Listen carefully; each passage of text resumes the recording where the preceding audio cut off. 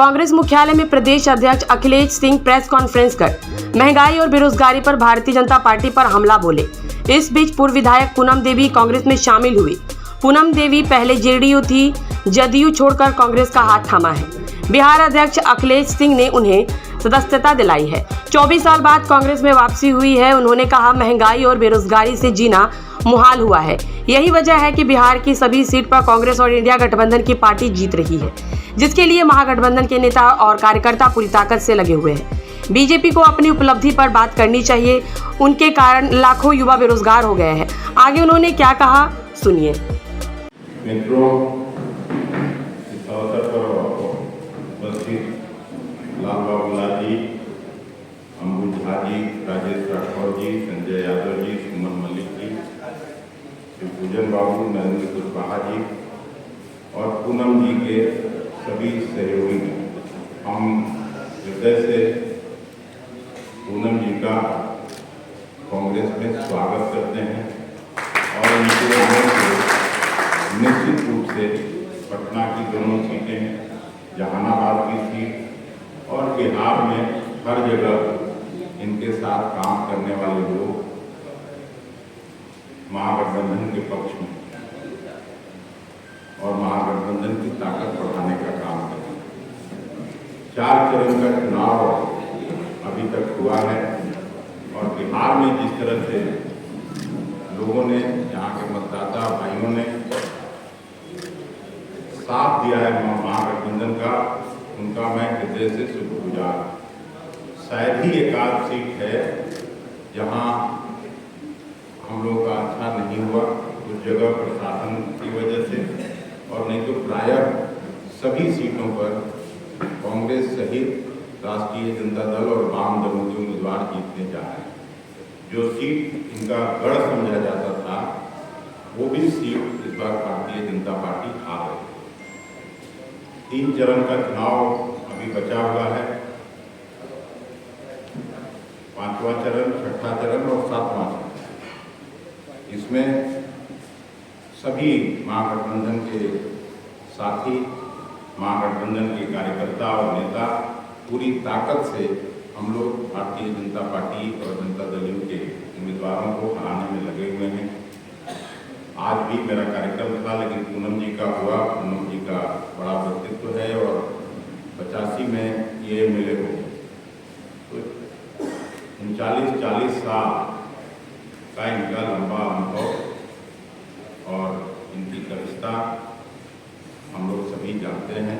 निश्चित रूप से महागठबंधन और कांग्रेस पार्टी को विशेष रूप से लाभ।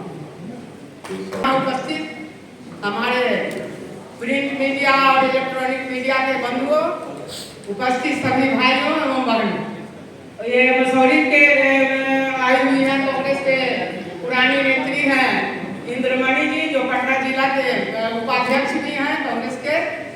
तमाम सभी भाइयों एवं बहनों, सबसे पहले तो हमारे बहुत नए भी पत्रकार लोग जुड़ गए हैं, नए लोग भी जुड़ गए हैं। उनको पता नहीं होगा कि हम 1985 में कांग्रेस से जुड़े थे और इसी सदाकत आश्रम में भी आए थे पहली बार।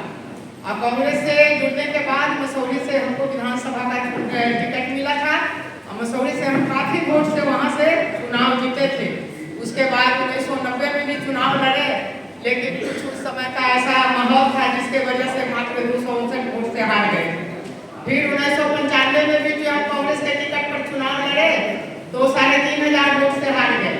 फिर 1996 में सभी लोग का विचार हुआ कि बाढ़ से इनको लोकसभा का चुनाव लड़वाया जाए। उस समय बाढ़ लोकसभा क्षेत्र था, नीतीश कुमार जी थे, विजय कृष्ण थे और हम कांग्रेस पार्टी से थे, तो उस समय लोकसभा का चुनाव हार गए थे। फिर जो माहौल बिहार का एक ऐसा बना जिसमें लोगों का विचार हुआ कि कांग्रेस की स्थिति क्षेत्र में दिन प्रतिदिन खराब होते जा रही है, और खास करके ये सब जगहों पर, तो आप नहीं तो समता पार्टी में आ जाइए। तो मेरा दुर्भाग्य कहिए या सौभाग्य कहिए, हम कांग्रेस पार्टी छोड़ करके समता पार्टी में चले गए। तो आज हम यही कहना चाहेंगे कि श्री राम जी का तो 14 वर्ष का वनवास हुआ था, लेकिन हम 24 वर्ष के वनवास काटने के बाद फिर हम पुनः सदाकत आश्रम में आए हैं और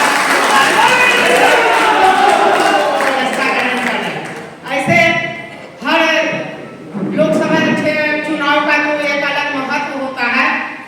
यह जो लोकसभा का चुनाव हो रहा है 2024 में, यह हर दृष्टिकोण से अत्यंत महत्वपूर्ण है।